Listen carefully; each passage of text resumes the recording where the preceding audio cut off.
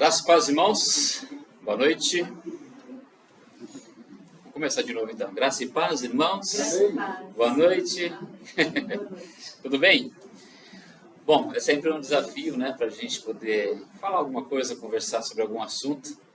E eu estava pensando essa semana sobre algumas coisas que eu tenho pesquisado e conversado com umas pessoas.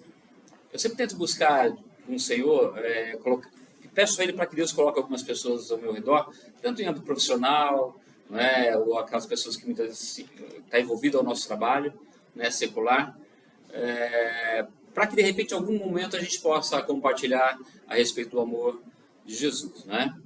Eu tive uma experiência interessante essa semana de conversar com algumas pessoas, onde elas sempre questionam a questão de Deus, né?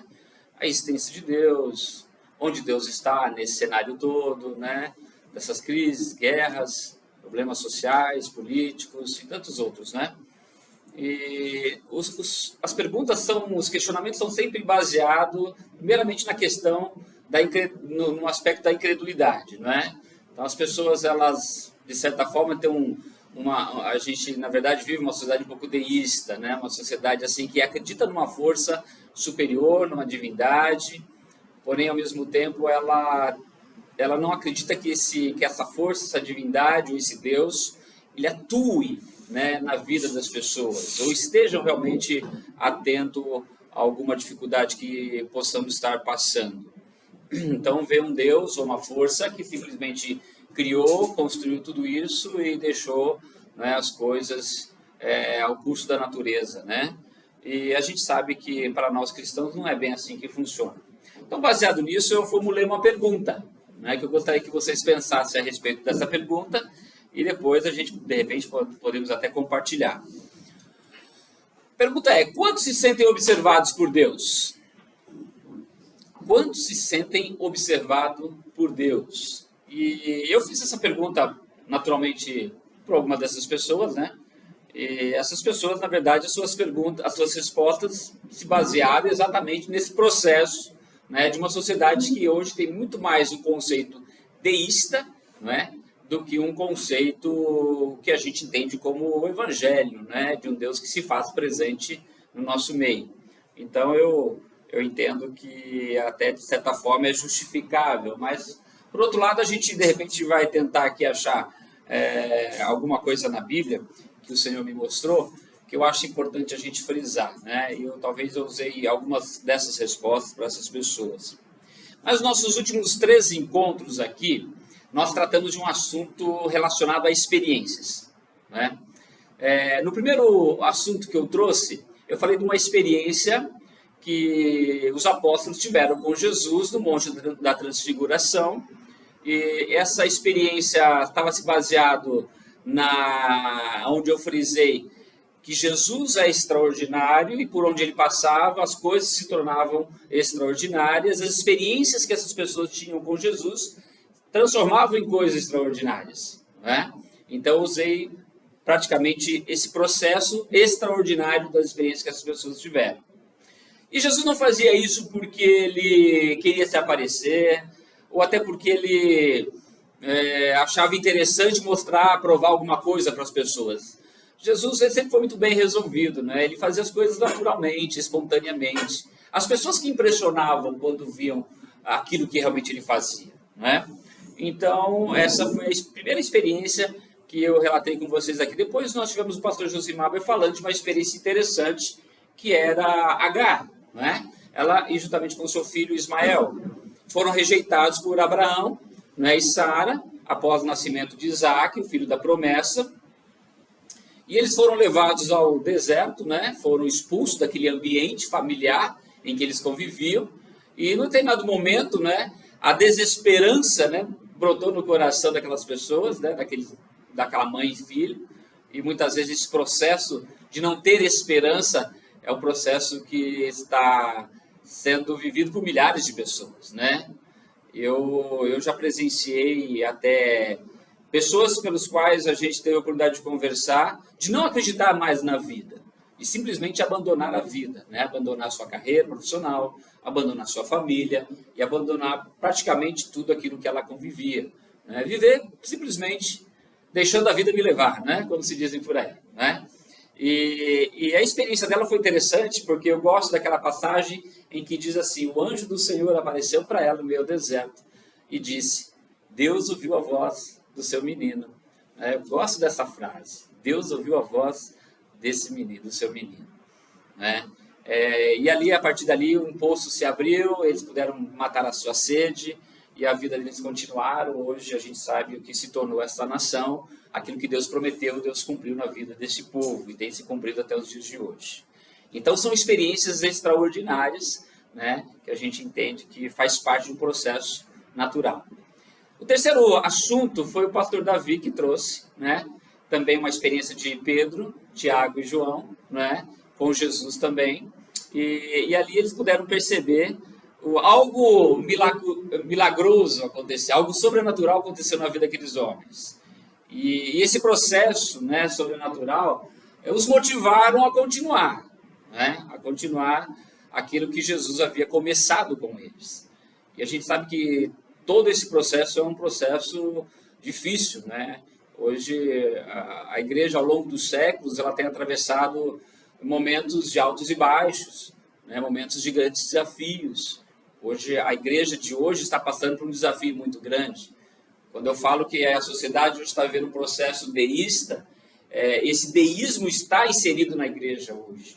Né? As pessoas crêem na força do Senhor, crêem no poder de Deus, mas vivem muito mais para si mesmo, né, do que uma expressão espontânea e acreditar no sobrenatural, no extraordinário de que Deus pode fazer. Né? Então são 3 experiências, 3 assuntos que nós relatamos aqui. E o que eu quero hoje trazer como resposta a essa pergunta, quantos se sentem observados por Deus, eu escolhi 3 textos. Tá?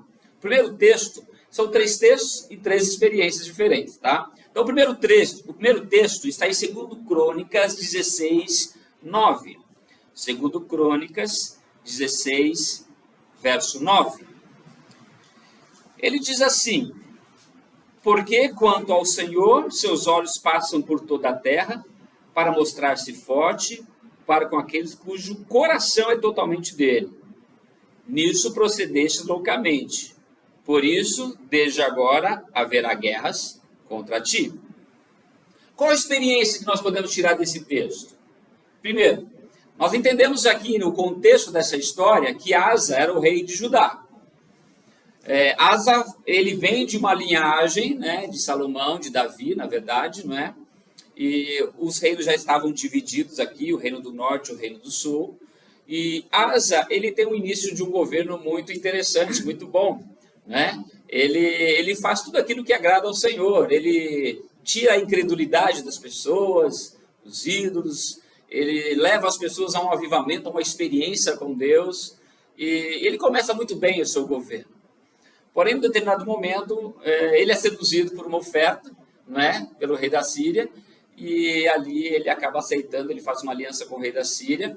E o profeta Anã, então, chega diante dele e traz essas palavras, né? Uma palavra de reprovação, que realmente Deus não gostou desta aliança que ele fez. E aí, então, ele diz esse verso, e eu chamo a atenção desse verso exatamente num ponto interessante. Primeiro, ele diz: porque, quanto ao Senhor, seus olhos passam por toda a terra, para mostrar-se forte por aqueles cujo coração é totalmente dele. Acho interessante esse ponto, irmãos, porque a gente está observando algo que não nos dá a condição de simplesmente dividir o nosso coração com uma outra coisa. Né? Ou a gente vive realmente a presença de Deus na sua absoluta essência, ou a gente busca o Senhor na sua absoluta adoração, né? Através da nossa adoração, através do nosso louvor, e olhar para Deus como o nosso único Senhor e Salvador, como aquele que realmente tem cuidado e tem observado a cada momento, a cada segundo das nossas vidas. Então Anani, ele chama a atenção de Asa porque por um momento, ele ao longo do seu tempo, do seu governo, ele entregou tudo nas mãos de Deus e confiou no Senhor e teve êxito no que fez. Mas, em determinado momento, ele começa a fazer aliança com homens. Ele começa a desviar do propósito que Deus estabeleceu a ele. Isso é muito comum nas nossas vidas, na nossa caminhada cristã. É muito comum a gente ter atitudes como essa, principalmente no momento que a gente está bem. Quando a gente começa a viver uma vida que a gente entende hoje harmoniosa com as circunstâncias da vida. Você tem um bom salário, você tem um bom trabalho, você tem uma boa família. E de repente as coisas começam a dar tudo certo para você. Então a gente tem o hábito de colocar Deus um pouquinho em segundo plano, não é? E eu já vi isso acontecer em muitas pessoas. Eu já tive essas atitudes também, né? Nós temos por natureza esse tipo de atitude. Mas quando a aflição vem, quando a adversidade vem, quando as dificuldades vêm, seja ela qual for, a gente começa a pegar a Deus. A gente começa a aproximar de Deus. E a gente quer que Deus nos observe. A gente quer que Deus olhe para nós. A gente quer que Deus realmente se preocupe com aquilo que eu estou vivendo, não é? E aí a gente chega ao ponto de fazer até chantagem emocional com Deus, né? E aí a gente sabe que Deus não entra na nossa chantagem, porque Ele conhece o nosso passado, o nosso presente e o nosso futuro, porque Ele é um Deus que tem seus atributos, né? Que conhece todas as coisas e está em todo o tempo. Ele não vive no mesmo espaço de tempo que eu e você, né? Deus já consegue deslumbrar a glória com aqueles que são seus. Louvado seja Deus por isso, né? Mas ao mesmo tempo a gente tenta manipular a ação de Deus mediante as circunstâncias que a gente vive. E foi exatamente isso que Asa fez. Ele não gostou daquilo que Hanani disse, simplesmente mandou prendê-lo, né? E aí depois ele vai ter um problema sério de saúde e vai acabar morrendo, né? Bom, então aqui é interessante, eu gosto desse verso, porque ele diz, porque quanto ao Senhor, seus olhos passam por toda a terra. Então Deus não está isento de nenhuma situação, nem da minha vida, nem da sua vida, nem na vida de ninguém. Deus conhece todas as coisas, né? Deus sabe de todas as coisas. Evidentemente que existem muitas situações que Deus, claro, Deus é um Deus sábio, ele as circunstâncias, né? O mundo gira, o mundo não para. Ele fez um tempo a terra parar para que o seu exército vencesse, não é? Então, se nós temos a falta de um dia aí, foi por um propósito. Mas ele quebrou todas as leis físicas para que alguma coisa pudesse ser conquistada e o seu propósito pudesse ser estabelecido, né? Então ele orou, o sol parou, né? E a vontade do Senhor prevaleceu. Então os olhos do Senhor passam por toda a terra. E aí é interessante que ele diz assim, para mostrar forte, né? Para com aqueles cujo coração é totalmente dele. Totalmente. Então, se tem alguma coisa que a gente precisa frisar muito nas nossas vidas, é isso. Não existe espaço em nosso coração para uma outra coisa se não for Deus. Né? Pastor, mas as pessoas que a gente ama. Não estamos isentando isso. Porque as pessoas que nós amamos fazem parte, né, do reino de Deus.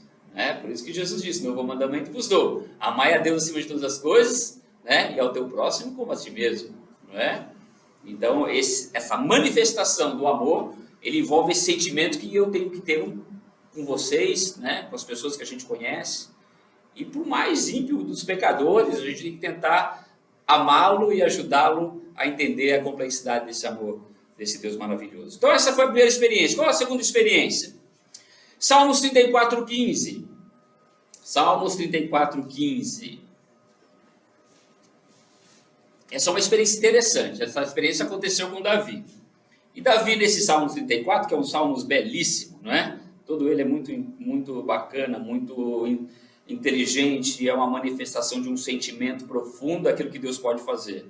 Mas no verso 15 ele diz assim, os olhos do Senhor repousam sobre os justos, e os seus ouvidos estão abertos ao seu clamor. Não é? Então a gente tem aqui um fato interessante que Davi estava vivendo. Davi estava vivendo um tempo difícil, né? Porque ele estava sendo perseguido, ele havia se despedido de Jonatas, o filho de Saul, o rei. E então ele foge de Saul, porque Saul, de qualquer forma, achava que Davi estava conspirando contra ele. E Davi então vai ter com Aimeleque, né? E nesse episódio ali, ele até enrola Aimeleque, ele mente, né? Ele articula uma situação, para que Aimeleque dê uma espada a ele, né? E cria todo ali um cenário, uma situação de fuga, mas ao mesmo tempo ele se prepara por aquilo que estava a acontecer com ele.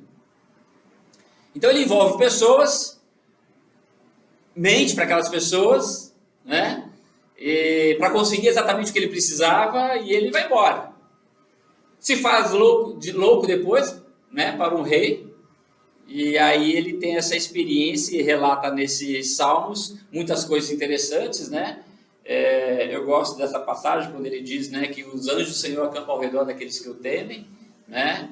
E ele praticamente é um cântico, né, esses salmos.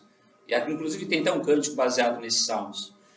E ele diz esse verso, né? Nesse verso ele diz exatamente isso: os olhos do Senhor repousam sobre os justos, e os seus ouvidos estão abertos ao seu clamor, né? E toda vez que Davi clamava, o Senhor realmente o atendia. E é interessante que essa experiência de Davi vai acarretar mortes, né? Vai acarretar o sacerdote Ameleque, toda a sua família vão acabar morrendo, e Saul vai ter uma atitude que a gente muitas vezes não acha como isso pode acontecer, mas acontecer. Ele mata mais de 80 pessoas, né? Crianças, mulheres, animais, enfim, ele comete ali um genocídio, né, praticamente.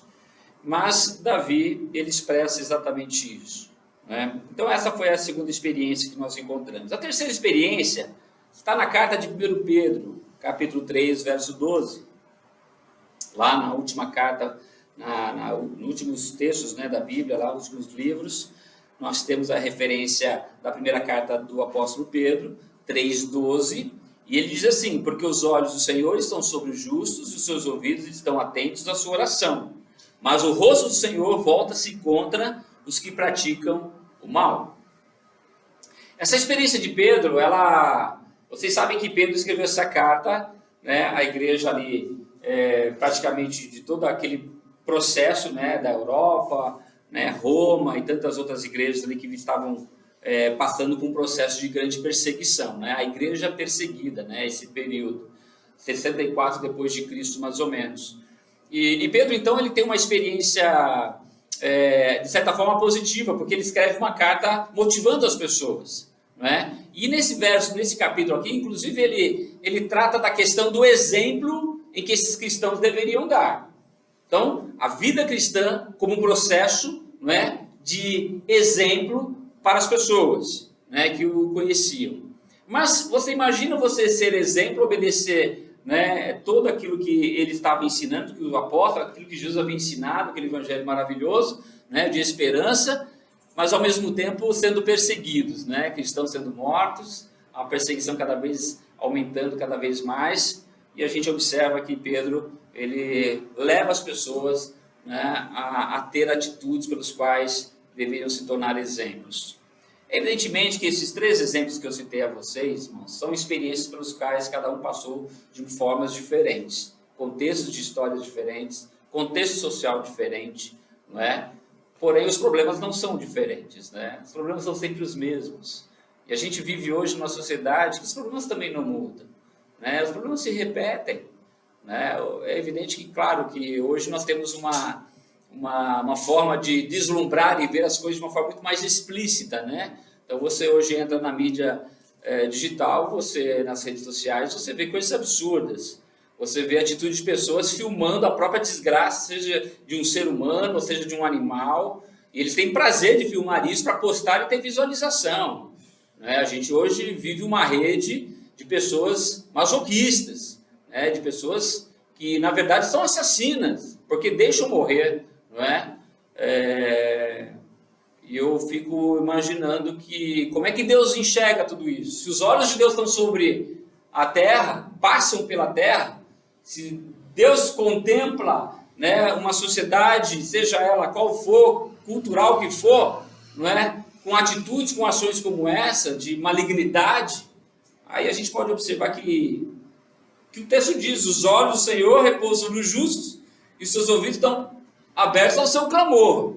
Mas ao mesmo tempo Pedro diz: porque os olhos do Senhor estão sobre os justos e os seus ouvidos atentos à sua oração, mas o rosto do Senhor volta-se contra os que praticam mal.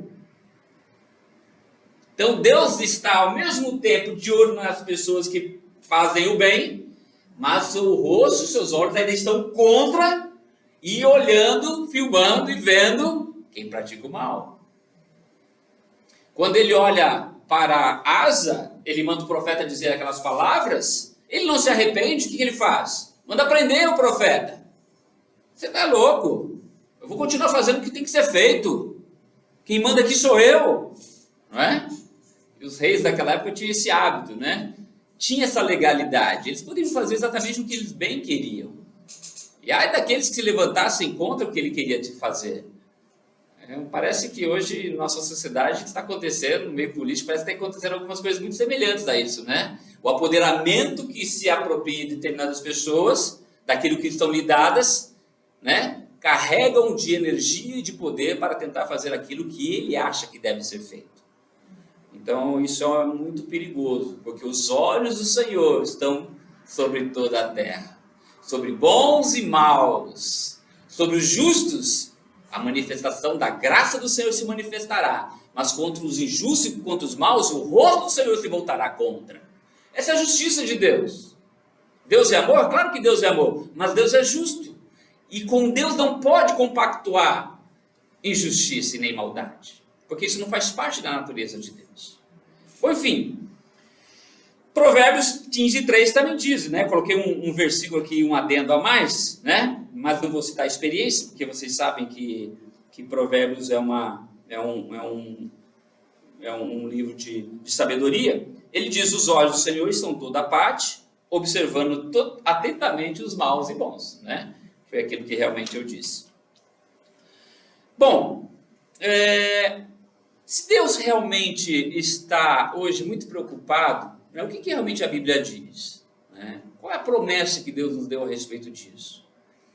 A primeira promessa que eu acho interessante a gente frisar foi exatamente aquilo que Deus disse, né, quando o anjo aparece, né, para Maria, né, até mesmo para José, porque ele sabia que Maria estava grávida e aquela gravidez não era dele, né?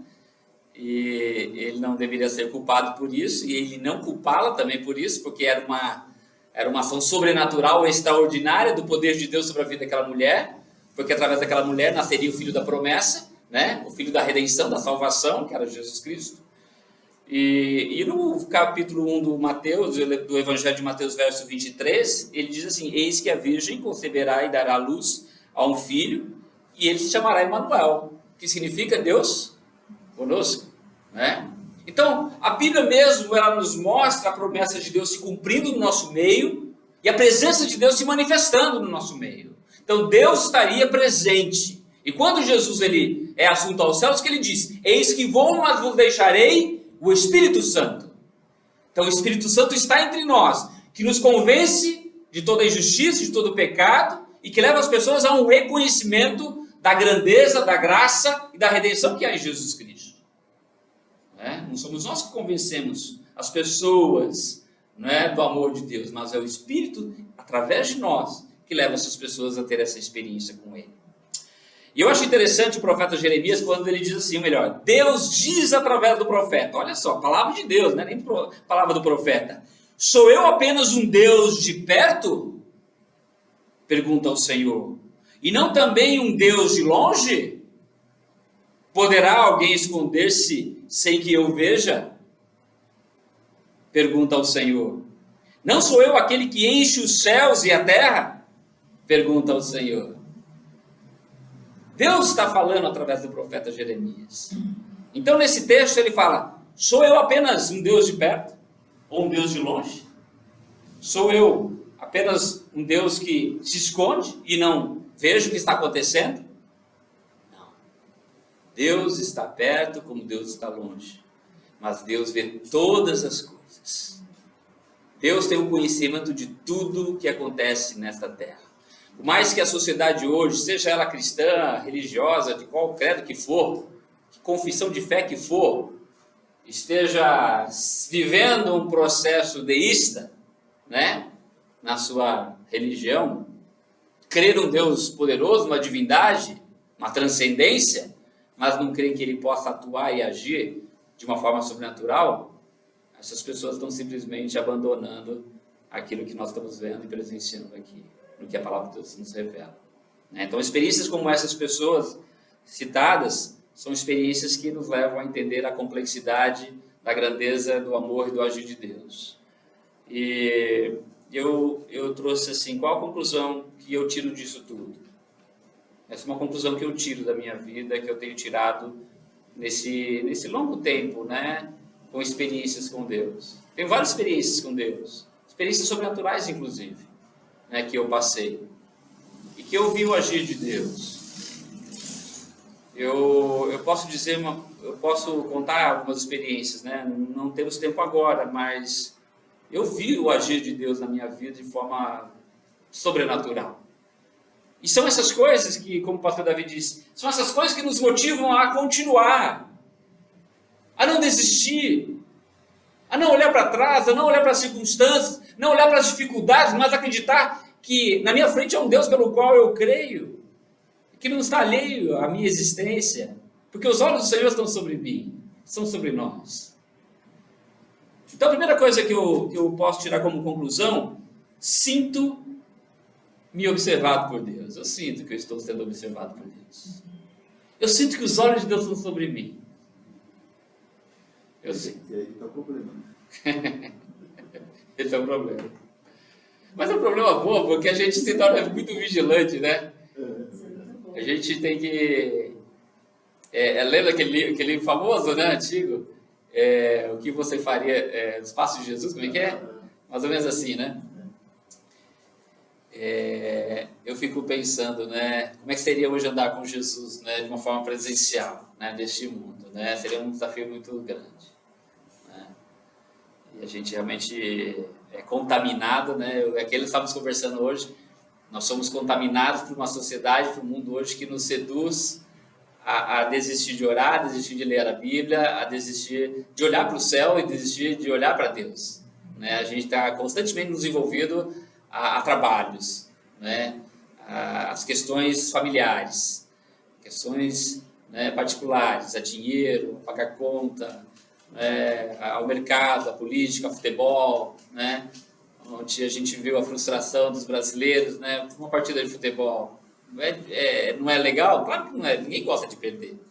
Mas é um futebol, é um esporte, não é? Mas as pessoas, elas ficam revoltadas, elas brigam, né? Discutem, mas faz parte do processo. Outra coisa que eu tenho, né, para finalizar aqui, como conclusão, porque eu sinto amado por Ele. Eu sinto amado por Deus. Eu sinto esse amor de Deus na minha vida, na vida da minha família, dos meus filhos. Eu sinto esse cuidado de Deus. Sinto realmente que está sempre me provendo aquilo que eu preciso na medida que realmente eu necessito, né? Às vezes a gente questiona porque a gente não alcança mais, né? Porque Deus não quer, né? Mas como Deus não quer? Deus não quer que você prospere? Claro que Deus quer que você prospere. Mas você quer prosperar em quê? Para quê? Né? Quer ter sucesso, fama? Quer ter dinheiro? Para quê? Né? Se você souber trabalhar com isso, ótimo, né? Tem pessoas ricas que trabalham muito bem com isso, com riqueza, com fortunas, né? São tementes a Deus, porém existem outras que simplesmente abdicaram de ter religião, né? Porque a religião dele é a sua vida, né? É o seu poder. Então, meus amados, eu quero finalizar dizendo que eu sinto que Deus está me observando, porque eu sinto quando Ele ouve as minhas orações. Semana passada eu tive uma experiência nesse nível, né? Você orar, você conversar com Deus, você vê a resposta de Deus. Assim, de uma forma tão imediata, né? Então, eu creio, quero deixar essas experiências com vocês dessa forma. Eu não sei que experiências vocês têm tido. Eu não sei que sentimento vocês têm tido com relação, né, a essa resposta que vocês devem dar a essa pergunta que fiz. Se sentem observados por Deus? Se sentem observados por Deus, eu acredito que seria interessante você buscar se aprofundar mais nessas experiências. Eu acredito que falta para nós, irmãos, como igreja, ter mais essas experiências, né, sobrenaturais com Deus, mas não simplesmente entendendo que essas experiências sejam experiências que possam estar além, né, de um interesse meu próprio, né, mas que o interesse de Deus também esteja fazendo parte desse contexto das nossas vidas. Amém? Amém. Vamos orar? Amém. Senhor, obrigado, Pai, Obrigado, Senhor. porque entendemos que o Senhor se faz presente no nosso meio. Verdade.